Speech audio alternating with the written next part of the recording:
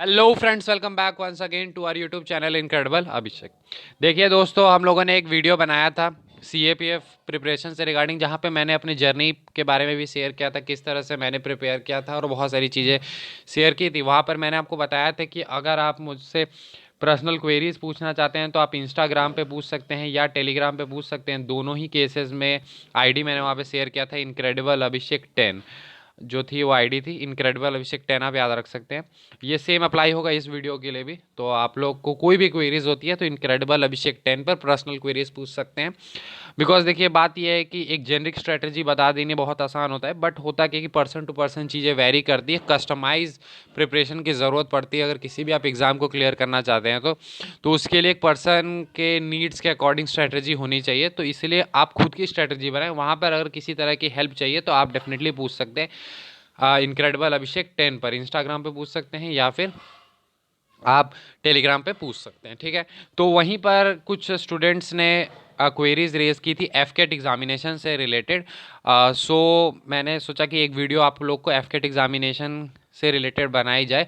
Although इसमें मेरा उतना एक्सपर्टीज़ नहीं है जितना कि CDS या CAPF में है। खासकर CDS में भी अगर देखें तो सिर्फ GS पोर्शन में, मैथ्स और इंग्लिश नहीं कह सकते, या फिर CAPF एग्जामिनेशन में, बिकॉज उसमें मैं थोड़ा कंफर्टेबल फील करता हूँ। एफकेट एग्जामिनेशन ऑल्दो मैंने क्लियर किया है 2 बार, बट मैं उसमें ज़्यादा अपने आप को कंफर्टेबल फील नहीं करता हूँ। बट ठीक है, मैं आपको थोड़ा सा चीज़ें क्लियर करने की कोशिश करूंगा। वाई? बिकॉज देखिए, बहुत सारे स्टूडेंट्स ने वहाँ पर ये रेज़ किया कि कोचिंग क्या ज़रूरत है, क्या ऑनलाइन कोर्सेज ज़रूरत है। बहुत सारे यहाँ पे यूट्यूब चैनल्स आ चुके हैं जहाँ पर वो इस तरह से आपको बताते हैं कि आपको इसके लिए प्रैक्टिस करनी पड़ेगी, इसके लिए आपको कोचिंग ज्वाइन करनी पड़ेगी, इस तरह के क्वेश्चंस करने पड़ेंगे, ये वो बहुत कुछ बताया जाता है। तो वो सारे जो थोड़े बहुत मिथ हैं वो मैं आपको क्लियर करना चाहता हूँ, ताकि आप थोड़ा समझ सके कि उतना ज़्यादा डिफिकल्ट नहीं है। डेफिनेटली कुछ तो आपको एफर्ट्स चाहिए, बट अगर आप एक राइट डायरेक्शन में एफर्ट्स डालते हैं तो एफकेट एग्जामिनेशन उतना ज़्यादा डिफिकल्ट नहीं है जितना कि CDS या CAPF है।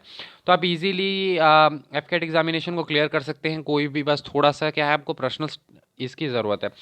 देखिए, मैंने जो सॉरी जो एफकेट का एग्ज़ाम दिया था उसमें मेरे मार्क्स आए थे 201 मार्क्स। ठीक है, लेटेस्ट में जो मैंने दिया था, और ये marks without any formal preparation और विदाउट एनी कोचिंग किसी भी तरह के से था। मतलब मैं सिर्फ ये इसलिए कहना चाह रहा हूँ ताकि आप इस चीज़ को समझें कि उतनी ज़्यादा आपको कोई कोर्सेज, ऑनलाइन कोर्सेज, ये सब के पीछे भागने की ज़रूरत नहीं है। बस छोटी छोटी चीज़ें हैं जो आपको करने की ज़रूरत है।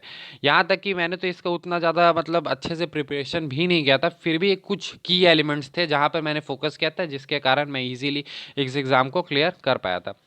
ऑल्दो देखिए, मैंने CDS भी दिया था, CAPF तो डेफिनेटली दिया था, इसके अलावा एफकेट भी दिया था। बट उसके बाद मैंने 2020 के बाद मैंने दोनों ही एग्ज़ाम देने बंद कर दिए। The reason was very simple. इसलिए मैंने वो दोनों ही एग्ज़ाम बंद कर दिए बिकॉज मैंने SSB, I realise that SSB is not my cup of tea. तो इसी कारण से मैंने ये दोनों ही एग्ज़ामिनेशन फिर छोड़ दिए। ठीक है, तो अगर हम बात करते हैं एफकेट एग्जामिनेशन की, थोड़ा सा हम स्ट्रेटजी के ऊपर देखेंगे। तो देखिए, प्राइमरली मैं आपको सिर्फ 2 स्ट्रेटजीज बताना चाहता हूँ जो कि बहुत इंपॉर्टेंट है। और उसमें से फर्स्ट स्ट्रेटजी दो जो, या टिप कह सकते हैं, जो मैं आपको दूंगा वो बहुत इंपॉर्टेंट है। रीज़न है कि अगर मैंने जैसे कि सिर्फ 1 या 2 ही एग्ज़ाम हैं जिनके मैंने बहुत ही अच्छे से प्रिपरेशन किया है, उसमें से एक CAPF डेफिनेटली है। बट मैंने उसके अलावा भी बहुत सारे एग्ज़ाम्स दिए हैं जिससे मैंने क्लियर किया है। तो उन एग्ज़ामिनेशन पे उतना ज़्यादा फोकस ना करते हुए भी मैंने उन एग्ज़ामिनेशन को किस तरह से क्लियर किया है, उसके पीछे मैं आपको थोड़ा सा एक टेक्निक कह सकते हैं, टिप कह सकते हैं, जो मैं आपको बताना चाहता हूँ। उसको कहते हैं रिवर्स इंजीनियरिंग। आप देखेंगे ये प्राइमरली जो है फॉरेन कंट्रीज़ में बहुत ज़्यादा पॉपुलर है। यहाँ तक कि अगर आप देखेंगे तो चाइना में ये बहुत ज़्यादा पॉपुलर है। रिवर्स इंजीनियरिंग का बेसिक मोटो क्या होता है कि लेट से अगर आपने कोई भी इक्विपमेंट बनाया, तो अगर आपने उस फाइनल प्रोडक्ट को किसी कंट्री में एक्सपोर्ट किया, तो वो कंट्री क्या करेगी कि उसको फिर से रिवर्स ऑर्डर में डिससेमिनेट करेगी और उसका एग्जैक्ट टेक्निक वो समझ पाएगी कि एग्जैक्टली इसे बनाया कैसे गया है, और वो उसका 2 कॉपी अपना खुद का बना लेगी। इसका एग्जामिनेशन से क्या पॉइंट है वो हम थोड़ा समझते हैं। रिवर्स इंजीनियरिंग बेसिकली होता क्या है कि अगर कोई भी एग्ज़ाम लेट से मुझे देना है, जैसे एफकेट एग्जामिनेशन देना है, तो एफकेट एग्जामिनेशन का एक प्रीवियस ईयर क्वेश्चन लिया और उसको सॉल्व करना स्टार्ट किया, ठीक है, सॉल्व करना स्टार्ट किया। तो आपने पहले उसको वन गो में जिस तरह से एग्जामिनेशन में उसको सॉल्व करना है आपने किया, तो उससे आपको एक आइडिया मिल जाता है, रफ आइडिया कि ठीक है कट ऑफ इतने के आसपास है और आप यहाँ तक पहुँच पा रहे हैं, तो एक रफ आइडिया मिल जाता है कि ठीक है हम यहाँ तक पहुँच पा रहे हैं। इसके बाद जो सबसे इंपॉर्टेंट चीज़ होती है कि उसमें फिर आपको टॉपिक वाइज चीज़ों को देखना पड़ेगा। टॉपिक वाइज कहने का मतलब है कि आपको देखना होगा कि अगर मैथ्स है तो अगर आपने मैथ्स के 18 क्वेश्चंस आते हैं तो क्या आपने 18 आउट ऑफ 18 करेक्ट किया है या नहीं किया है। अगर नहीं किया है तो किस तरह के क्वेश्चंस आपके गलत हो रहे हैं।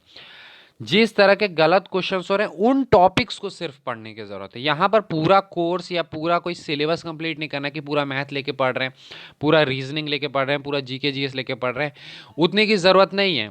बिकॉज उतना ज़्यादा डिफिकल्ट क्वेश्चंस नहीं आते हैं। सबसे जो खास बात है आपके एग्जामिनेशन की, वो आप देखेंगे कि क्वेश्चंस बहुत ज़्यादा प्रीवियस ईयर क्वेश्चन के जो ट्रेंड है उस पर अलाइंड होते हैं। क्वेश्चंस बहुत ज़्यादा सिमिलर टाइप के आते हैं। आप रीजनिंग में देख लें, मैथ्स में देख लें, ऑल दो जीके में थोड़ा सा इधर चेंज हुआ था लास्ट ईयर जो मैंने दिया था, लास्ट ईयर नहीं, जो लास्ट अटेम्प्ट था जो था एफकेट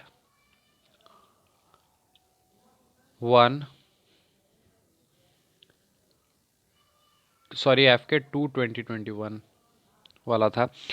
तो जो सबसे इंपॉर्टेंट चीज़ है आपको समझनी कि आपको सिर्फ टॉपिक को देखना होगा कि कौन से टॉपिक हैं जो प्रीवियस ईयर क्वेश्चंस में पूछा जा रहा है और आप गलत करें उन सभी टॉपिक्स को या उस टाइप के को आपको प्रिपेयर करना है। लेट से अगर जीके की बात करें तो जीके में आपको बहुत कुछ पढ़ना है, बिकॉज वो वन लाइनर आता है, फैक्चुअल आता है। लेकिन अगर जब आप प्रीवियस ईयर को सॉल्व करेंगे तो आपको ये देखने के लिए मिलेगा कि प्रीवियस ईयर क्वेश्चंस में लेट से अगर एक ले लेते हैं टॉपिक्स कंट्रीज एंड कैपिटल्स आ रहे हैं, ठीक है, या फिर लेट से आप ले लें कि मुगल एम्पायर में आप देखेंगे या फिर मेडिवियल पीरियड में देखेंगे दिल्ली सल्तनत, इन सभी से क्वेश्चंस बहुत ज़्यादा आते हैं। बैटल्स के बारे में पूछा जाता है, ये बैटल किन दो शासकों के बीच में हुआ है या फिर कब हुआ है ये बैटल, तो इस तरह के क्वेश्चंस आपके आते हैं।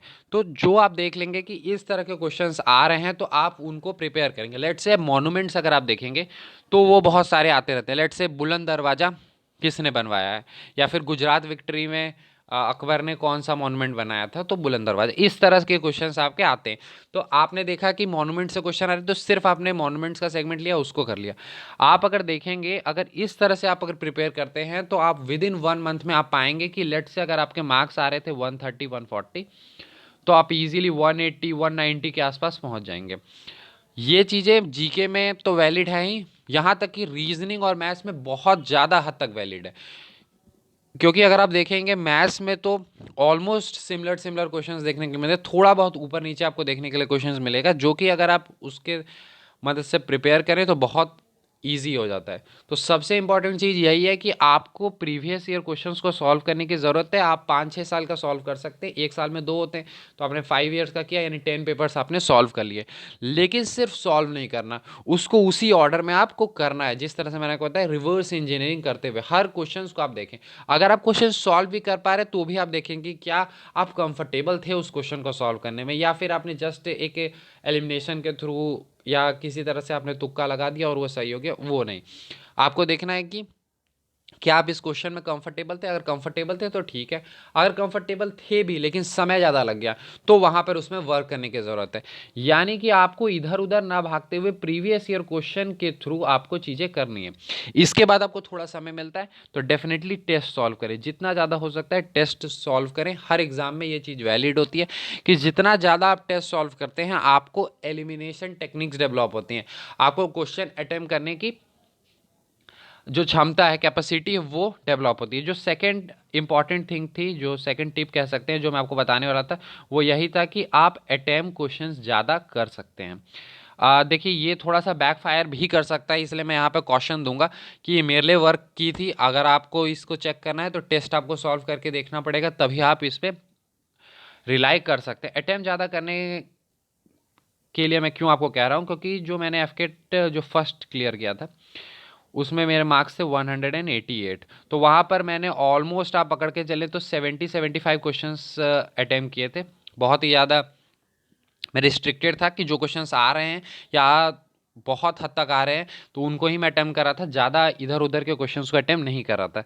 बट जो मैंने लास्ट वाला दिया एफके 2021 वाला, वहाँ पर मैंने 92 और 93 समथिंग क्वेश्चंस अटेम्प्ट किए थे, तो वहाँ पर मार्क्स आए थे 201। ठीक है, मैं ये नहीं कहना चाहता कि ये देखिए ये बहुत ही अच्छे मार्क्स हैं, आप देखेंगे 200 से बहुत ज़्यादा मार्क्स आते हैं, बट अगर आप देखें कि उतना ज़्यादा डिफिकल्ट नहीं, बिकॉज एफर्ट्स भी देखे जाते हैं, क्योंकि अगर आप कोई एग्जाम के लिए प्रिपेयर कर रहे हैं तो आपने कितना एफर्ट्स दिया और कितने आपको रिजल्ट मिल गए, ये भी चीज़ बहुत ज़्यादा मायने रखती है। तो इसी कारण से आप देखेंगे कि आप अगर अटेम्प्ट क्वेश्चंस ज़्यादा कर पा रहे हैं तो डेफिनेटली करें, बिकॉज ये आपको बहुत ज़्यादा हेल्प करती है। और ये अटेम्प्ट किस तरह से आप चेक कर सकते हैं, टेस्ट सीरीज की मदद से या फिर प्रीवियस ईयर क्वेश्चंस की मदद से कि किस तरह से। और ये चीज़ डेवलप भी तभी होती है जब आप ज़्यादा से ज़्यादा क्वेश्चन सॉल्व करते हैं, तो आपको अटेम्प्ट करने की क्या होती है, क्षमता बढ़ जाती है। देखिए एक सिंपल सा लॉजिक है कि अगर आपने जो साइज़ है, अपना जो साइज़ है वो क्वेश्चंस का बढ़ाया तो आपको मार्क्स मिलने के चांसेस भी बढ़ जाते हैं। लेट से अगर आपने सिर्फ 65 क्वेश्चन ही करेक्ट किए, सॉरी अटेम्प्ट किए, तो आप देखेंगे कि आपको इसमें 180, 3 मार्क्स के एक होते हैं, तो 180 के आसपास आपने क्वेश्चंस ही किए हैं। अब इसमें से अगर 2-4 भी गड़बड़ हो जाते हैं तो आपके यहाँ से मार्क्स कम हो जाएंगे। लेकिन अगर आपने इसका सैम्पल साइज जो है वो अगर आपने इंक्रीज कर दिया, आपने 90-95 किया है, तो वहाँ पर डेफिनेटली गलती होने की संभावना ज़्यादा बढ़ जाएगी, बिकॉज ज़्यादा इनकरेक्ट होंगे। बट आप देखेंगे कुछ ना कुछ आपको एडिशनल मिला है। अगर आप वही पेपर में जो आपने अटेम्प्ट किया, अगर उसमें 172 मार्क्स आए थे, आपने रिस्ट्रिक्टेड बहुत अटेम्प्ट किया, अगर आप 90-95 क्वेश्चन अटेम्प्ट करते हैं तो आप देखेंगे +5 +10 मार्क्स आपको देखने के लिए मिलेगा। इस तरह की जो चीज़ें हैं एक्सपेरिमेंट्स जिसे हम कह सकते हैं, ये एक्सपेरिमेंट्स आप यूज़ कर सकते हैं अपने एग्जामिनेशन में, बहुत ज़्यादा आपको हेल्प करती है। पर्सनली मुझे बहुत ज़्यादा वर्क करती है, दैट्स वाई मैं इन सभी स्ट्रैटेजीज़ को इस्तेमाल करता हूँ। तो ठीक है, आप इस तरह से कर सकते हैं। तो 2 चीज़ें आप इंपॉर्टेंट याद रखें। देखिए मैं आपको फुल फ्लेजेस सारी चीज़ें नहीं बता सकता, रीज़न है कि मैंने खुद कभी भी इसके लिए फुल फ्लेजेस प्रिपेयर नहीं किया। इस वीडियो को बनाने का मकसद सिर्फ इतना सा था ताकि मैं आपको एक मिथ क्लियर कर सकूँ छोटा सा, कि देखिए उतना बड़ा एग्जाम नहीं है जितना आप सोच रहे हैं, आपको उतना ज़्यादा ऑनलाइन कोर्सेज इन सभी के पीछे भागने की बिल्कुल ज़रूरत नहीं है। थोड़ा सा स्ट्रेटेजिकली अगर सोचेंगे तो ईजिली आप एग्ज़ाम को क्रैक कर पाएंगे, ज़्यादा एफर्ट्स डाले बिना, बस थोड़ा सा स्मार्ट वर्क की तरफ जाने की ज़रूरत है, आप इजीली एफकेट को क्लियर कर सकते हैं। यहाँ तक कि सीए पे की बात है, मैंने आपको डिटेल में बताया, because I have also put efforts और उसमें थोड़ी सी एफर्ट्स की ज़रूरत है भी।